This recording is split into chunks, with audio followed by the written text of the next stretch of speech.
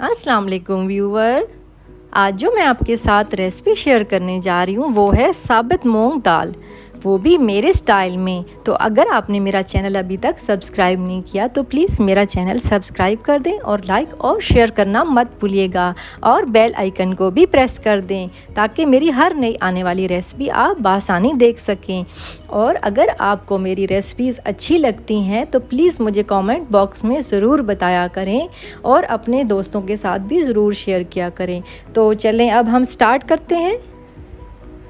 2 cup हमने साबुत मूंग दाल लेके उसको हमने 1 घंटे के लिए भिगो दिया है। फिर हमने उसको बॉईल करना है तकरीबन 15 से 20 मिनट के लिए।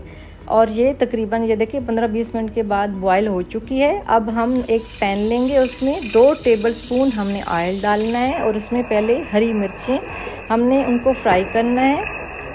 2-3 हरी मिर्चें लेके फिर उसके बाद हमने हल्दी 1 टीस्पून, लाल मिर्च 1 टेबलस्पून, खुश्क धनिया 1 टेबलस्पून डाल के हमने इसको फ्राई करना है। फिर उसके बाद हमने अच्छी तरह फ्राई करने के बाद हमने इसमें टमाटर डालने हैं 2 अदद बड़े साइज़ के।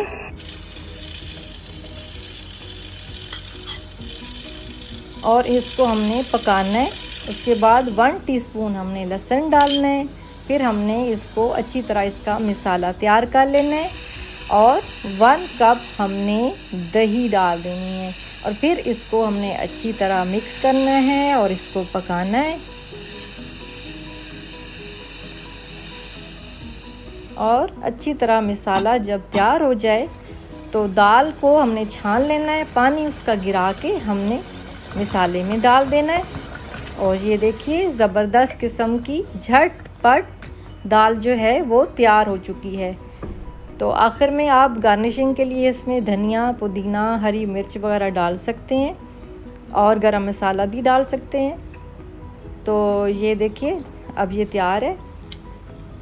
तकरीबन ये 15 से 20 मिनट में तैयार हो गई है।